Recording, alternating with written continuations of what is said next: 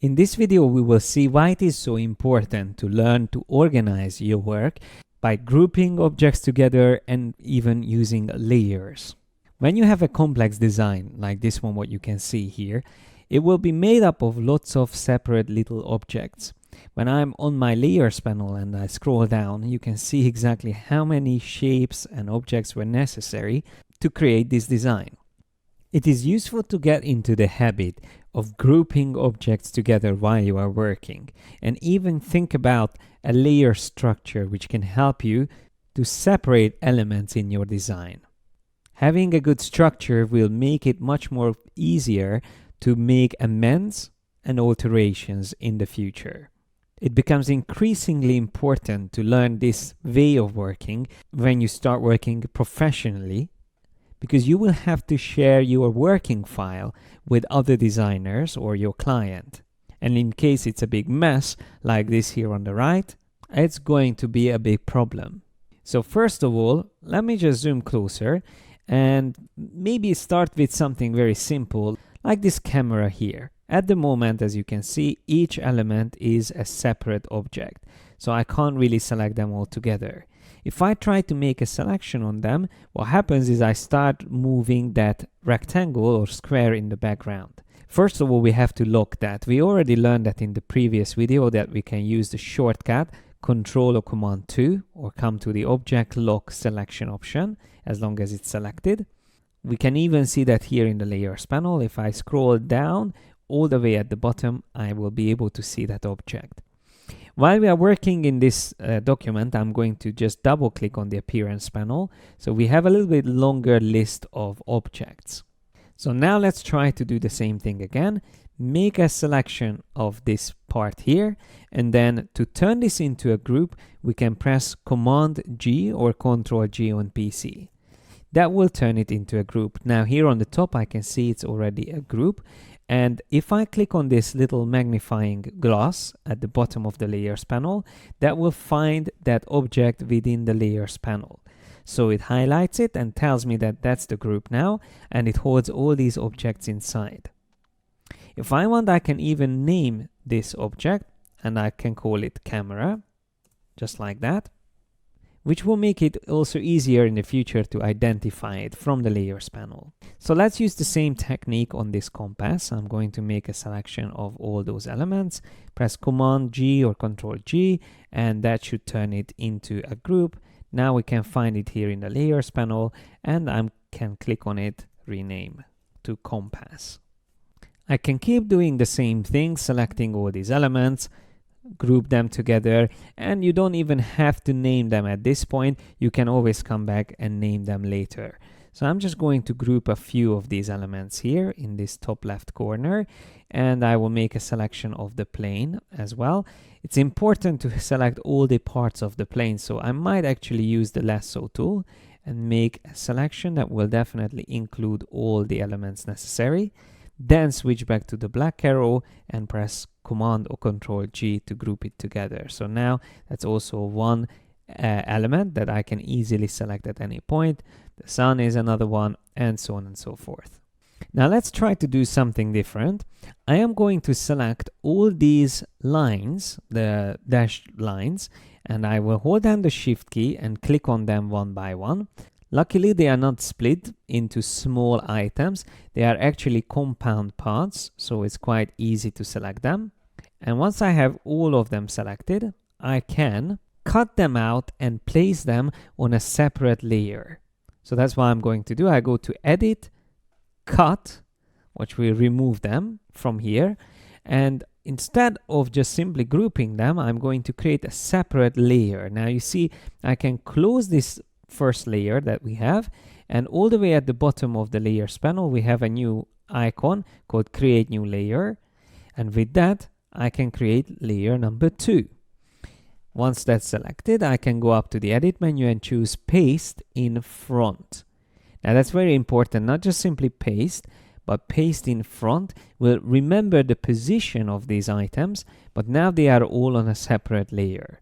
So if I call this one Directions, and I turn it on and off, the visibility of this layer, by clicking on the eye icon, we can see exactly what I have on that layer. While on layer 1, we have all the rest of the elements. So why is it better to separate certain things onto separate layers than just to simply group them together?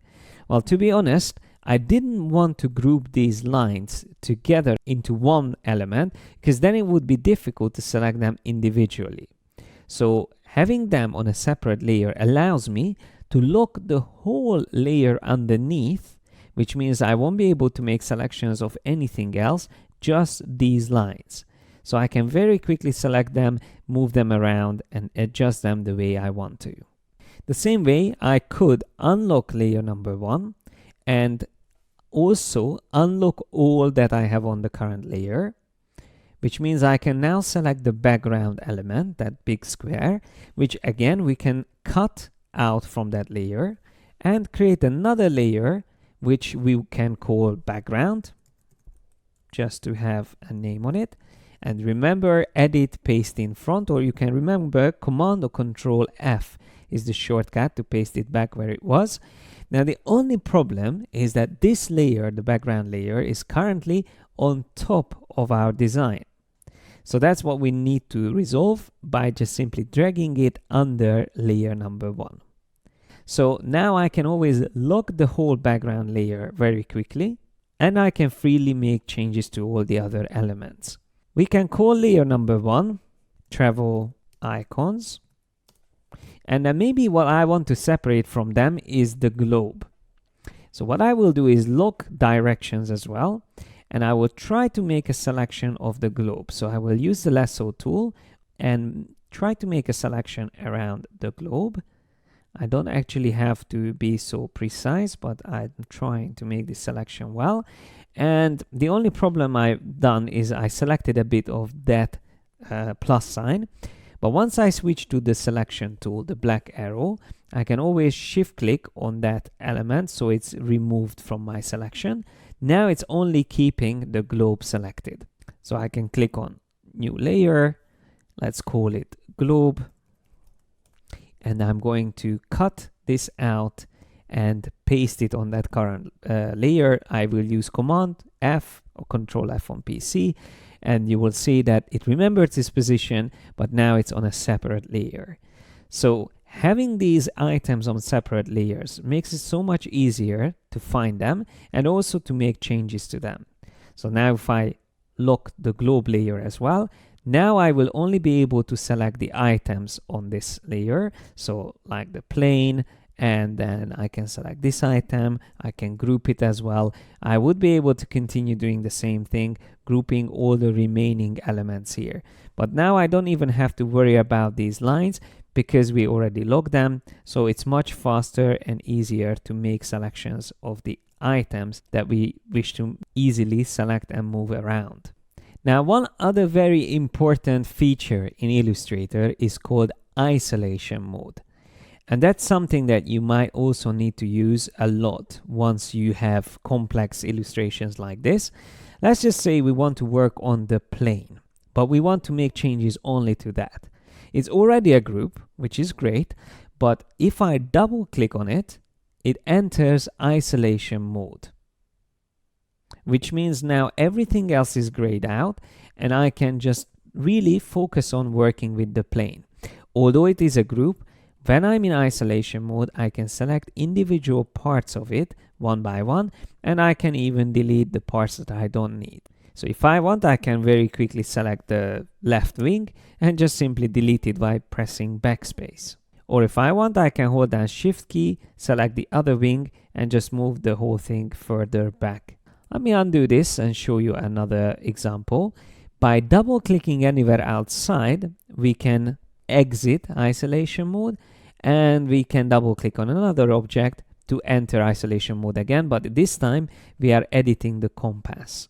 So zooming a little bit closer to it, I can select this again by using shift clicking those elements that I wish to change, and switching to the rotate tool, I can just start rotating this to the other direction. So that was quick and easy thanks to the group that we created earlier, but also thanks to the isolation mode.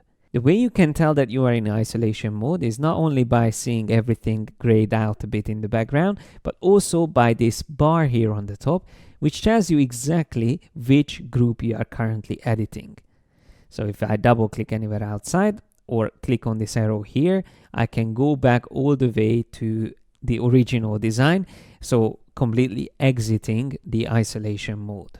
And one last important technique is arranging objects. Let's just say these two groups I have next to each other, but I would like to have the compass behind the camera. To be able to do that, I can either right click and choose Arrange, Send to Back, which will move it behind it, and then when I deselect it, I can see now it's behind it.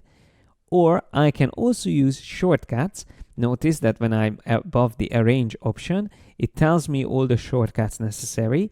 To bring something front or back, you have to use Command or Control Shift square brackets.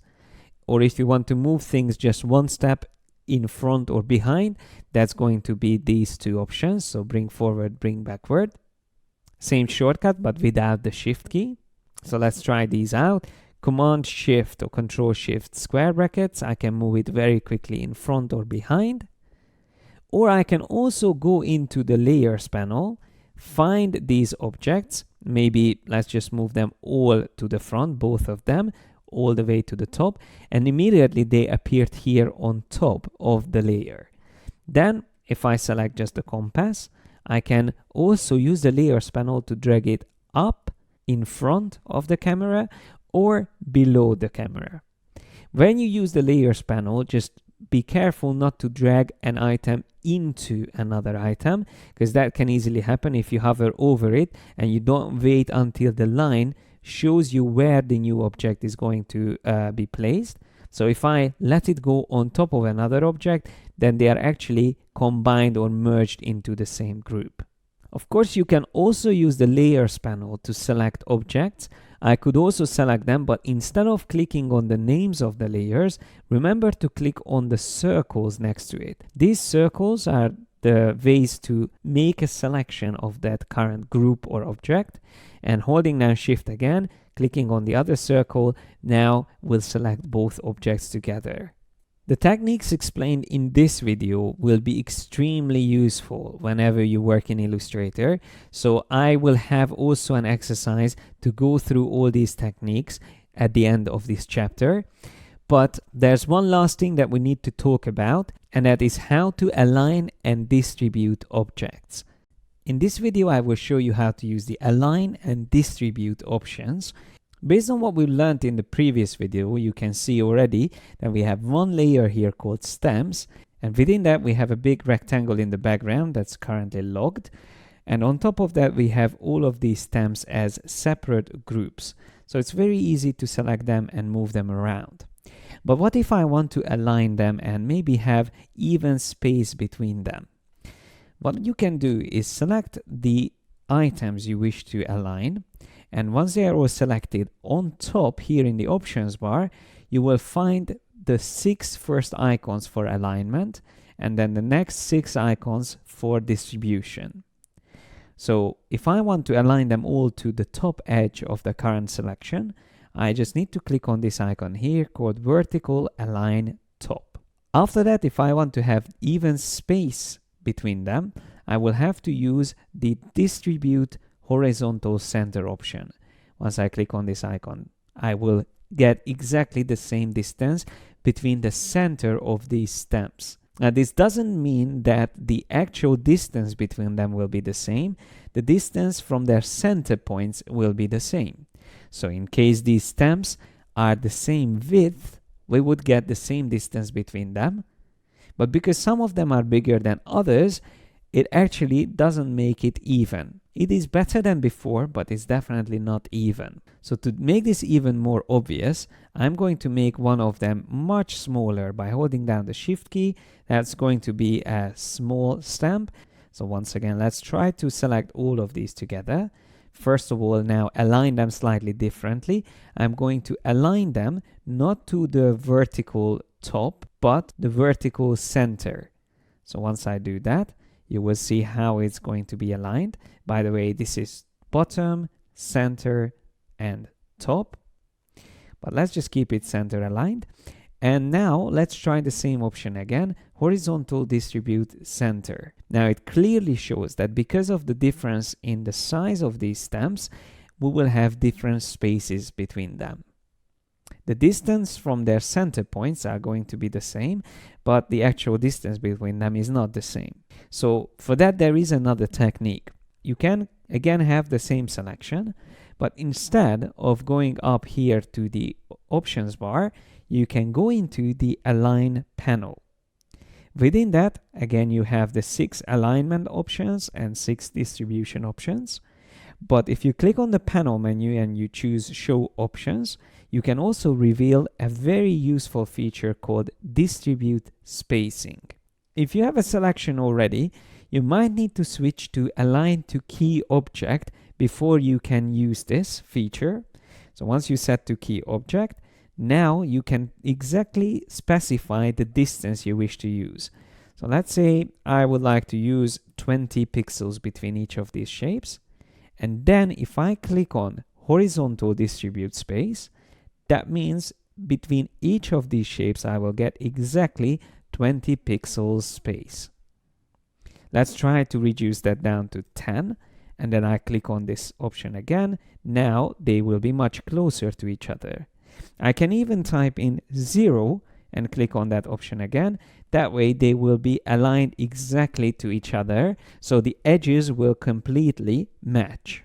If I again have the same selection of stamps and change the Align to option to Align to Artboard, and then click on the same icon, I don't have to specify pixel here, because what happens now is that based on the size of the artboard, Illustrator will immediately distribute these objects evenly and spreads them across the whole artboard. And the same things that we've learned would apply to a column of objects as well. So I just selected the 3 stamps on the left side. And before I forget, I changed the alignment option to selection. That way, if I choose, for example, horizontal align center, that will keep them centered. And the same way, we can also distribute them. So in this case, I would use the other distribute option, vertical distribute center.